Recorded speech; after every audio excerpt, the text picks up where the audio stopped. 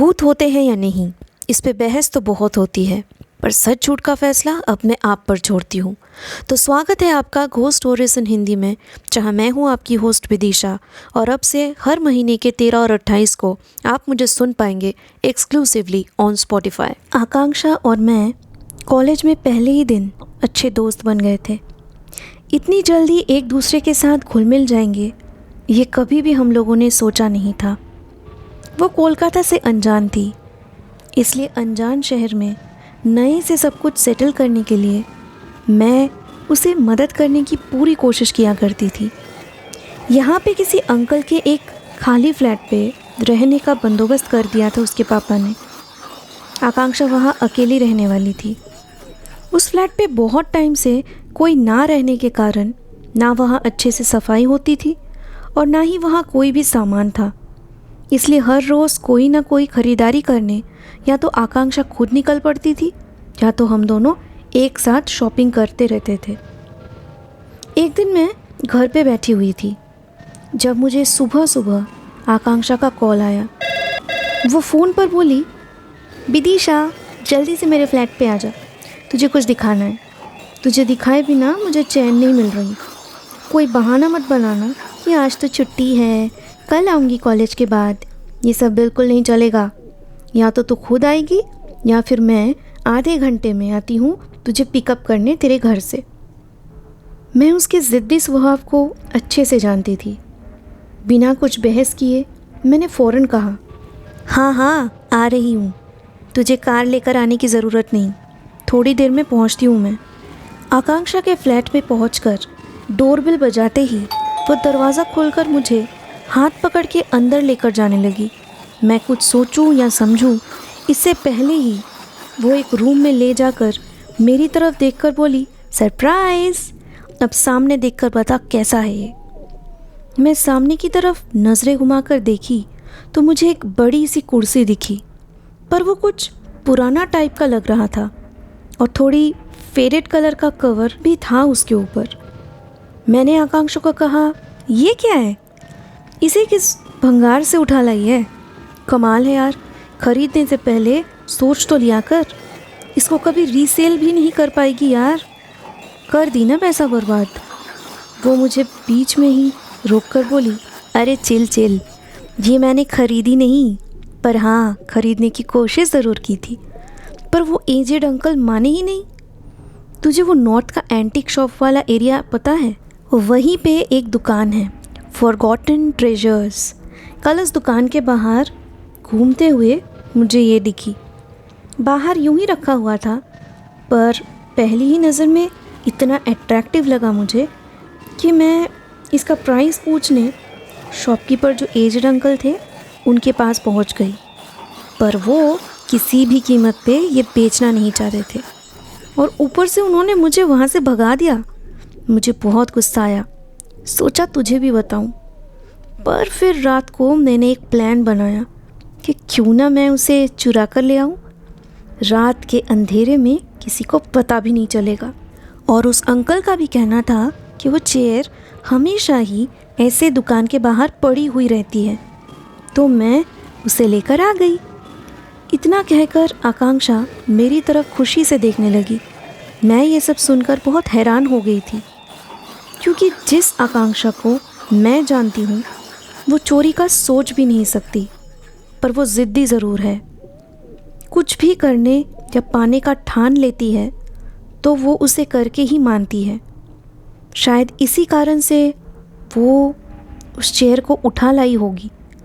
ये मन ही मन सोचकर मैंने कहा, अच्छा है, पर यार चोरी करना सही नहीं था, तो कोई और चेयर भी ले सकती थी।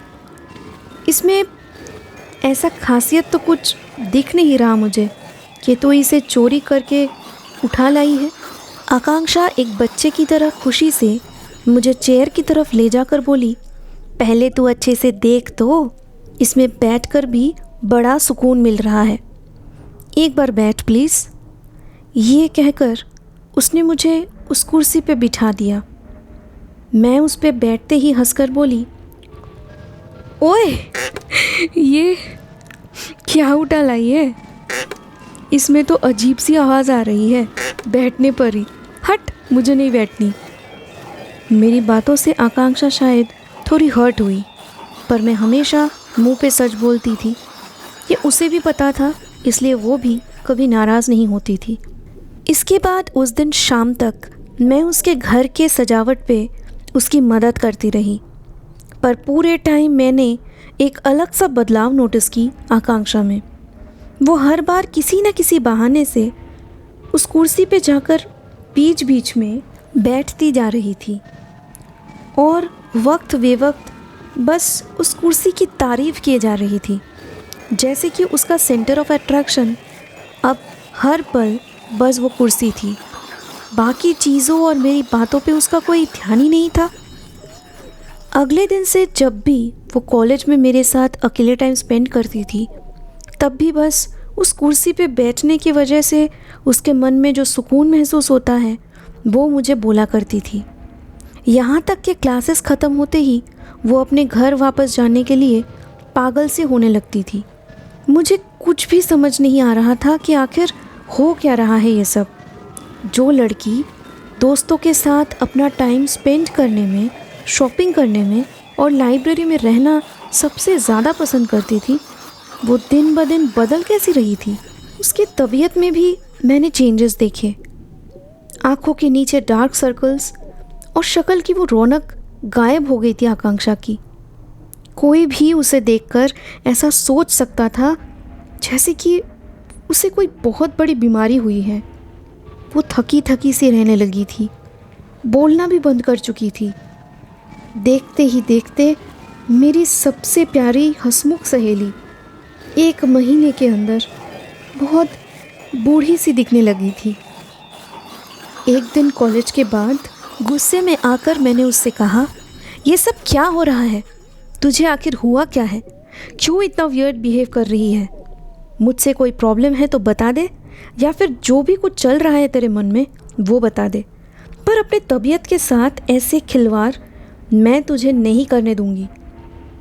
आकांक्षा इतना सब कुछ सुनकर भी शांति से मेरी तरफ अपनी थकी हुई निगाहों से देखकर बोली, कुछ नहीं हुआ है मुझे, बस थोड़ा अकेले रहने का मन करता है, सबसे दूर, बिल्कुल अकेले। मैं चलती हूँ, कल मिलूँगी। अपनी बातें ख़त्म करके ही वो वहाँ से मुड़कर कॉलेज के गेट की तरफ चलने लगी। मुझे बहुत रोना सा आ गया उसके ऐसे बिहेवियर से, और मैंने अपने आप को समझाया कि ठीक है, अब से मैं उसे कभी कुछ नहीं पूछूंगी। जब मेरी दोस्ती की कोई कदर ही नहीं तो मैं क्यों परेशान हो रही उसके लिए।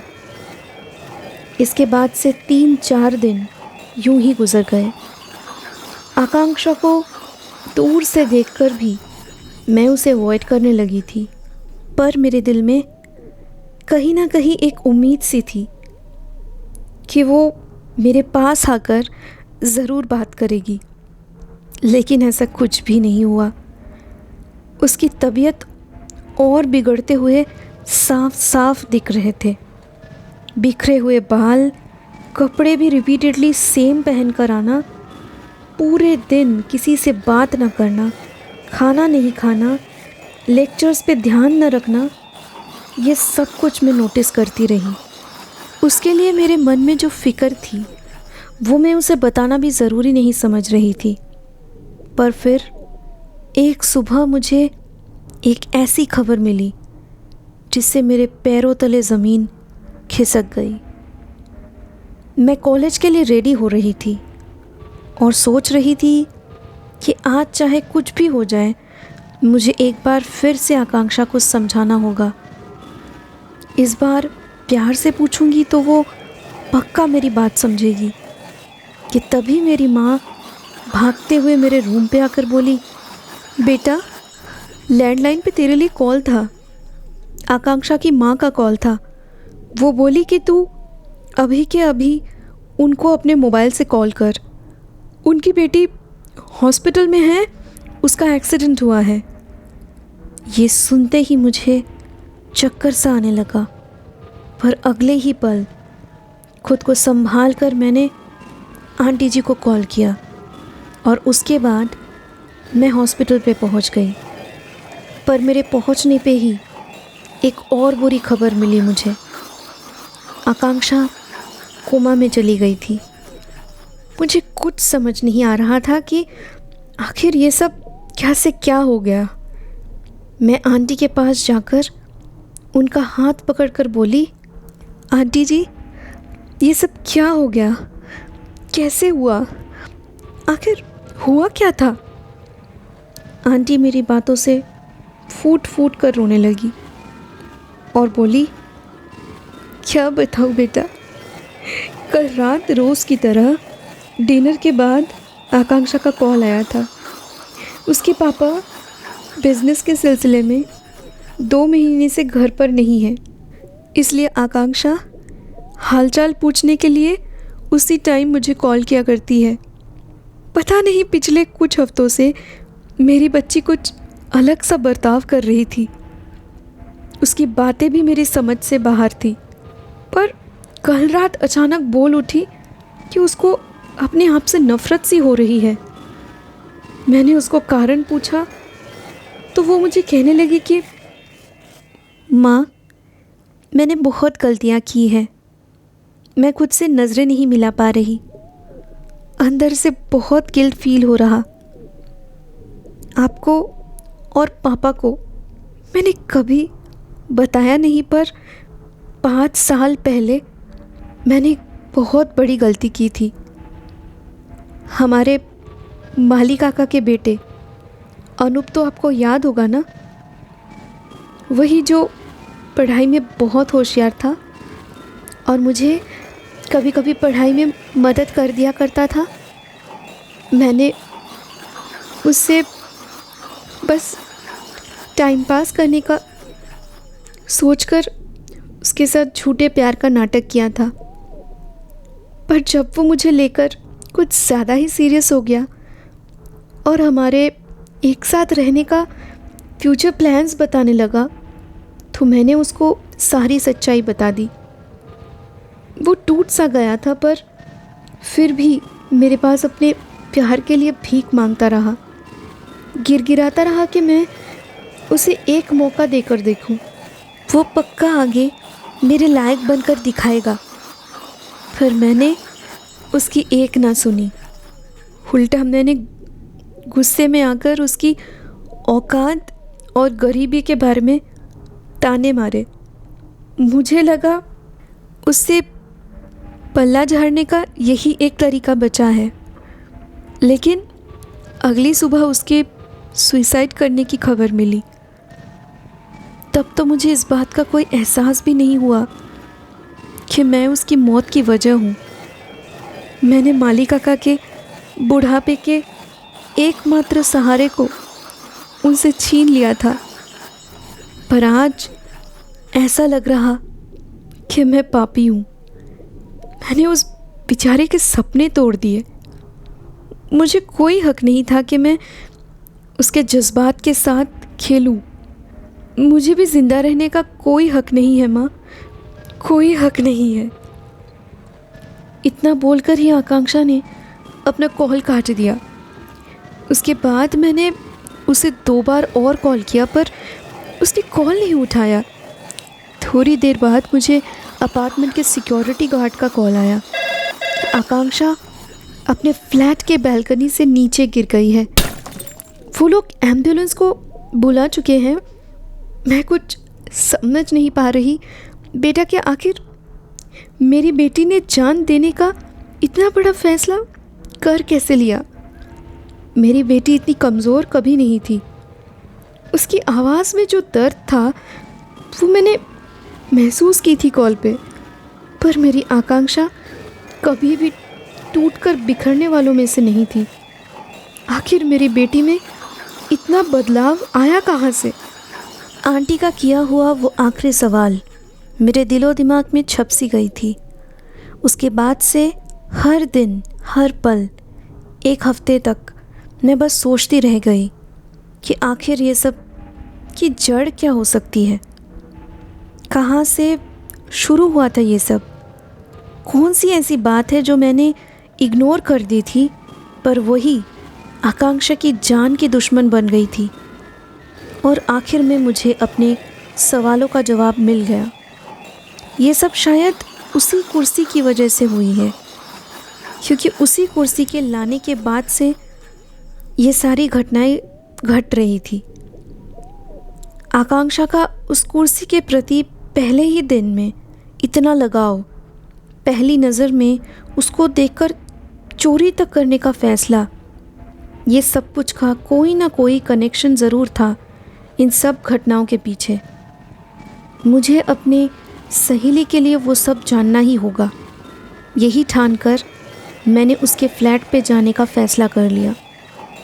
मेरे पास उसके फ्लैट की एक डुप्लीकेट चाबी थी जो आकांक्षा ने मुझे दिया हुआ था। उसी से मैं उसके फ्लैट पर पहुंची और मैंने जल्दी से अपने मोबाइल के कैमरे से उस कुर्सी के कुछ फ़ोटोज़ निकाले। उन फ़ोटोज़ के साथ मैं उसके बाद उसी शॉप पे पहुंच गई जहां से आकांक्षा उसे चुरा कर लाई थी। शॉप का नाम बड़े बड़े अक्षरों में लिखा हुआ था, फॉरगॉटन ट्रेजर्स। इसी शॉप का नाम बताया था आकांक्षा ने मुझे पहले दिन जब उसने मुझे वो कुर्सी दिखाई थी। मैं उस शॉप के अंदर जाकर देखी, एक बूढ़े से अंकल वहाँ बैठे हुए थे। मैंने अपने पॉकेट से मोबाइल निकालकर वो कुर्सी की फ़ोटो दिखाते हुए पूछा, अंकल जी, क्या आप मुझे बता सकते हैं कि आपने इस चेयर को पहले कहीं देखा है कि नहीं? क्या ये आपके दुकान की है? वो अंकल थोड़ा चश्मा साफ करके मोबाइल के फ़ोटो को करीब से देखकर अपनी धुंधली सी नज़रें मेरी तरफ उठाकर बोले, हाँ बेटा, ये मेरे दुकान के बाहर रखा हुआ था, पर कुछ रोज़ पहले ये शायद कोई उठा ले गया। ये हमेशा बाहर ही पड़ी हुई रहती थी। मैं इसको दुकान के अंदर नहीं रखता कभी भी। पर तुम क्यों ये सब पूछ रही हो मुझसे? मैं अंकल को उसके बाद आकांक्षा के उस शॉप पे इसे देखना, चोरी करना और आगे की सारी कहानी बताई। आखिर में सब सुनकर वो थोड़ा धीमी आवाज़ में सोचते हुए बोले, ये कुर्सी बहुत मनहूस है बेटा। मुझे ये जिसने बेचा था उनका नाम आयान है। वो बहुत ही सस्ते में मुझे आज से करीब 15 साल पहले ये कुर्सी बेच कर गए थे। मैंने हैरानी से उनको तब पूछा भी था कि इतनी आलीशान दिखने वाली कुर्सी का सही दाम ना लेकर वो मुझे इतने सस्ते में क्यों दे रहे? तो जवाब में उन्होंने कुछ ऐसा कहा था कि ये थी आज की पैरानॉर्मल कहानी। आई होप आपको ये पसंद आई होगी। आज ये घोस्ट स्टोरीज़ इन हिंदी को स्पॉटिफाई पे फॉलो करें, जहाँ मैं आपके लिए लाऊंगी ऐसी कहानियाँ जो आपके डर के परिभाषा को बदल के रख देगी।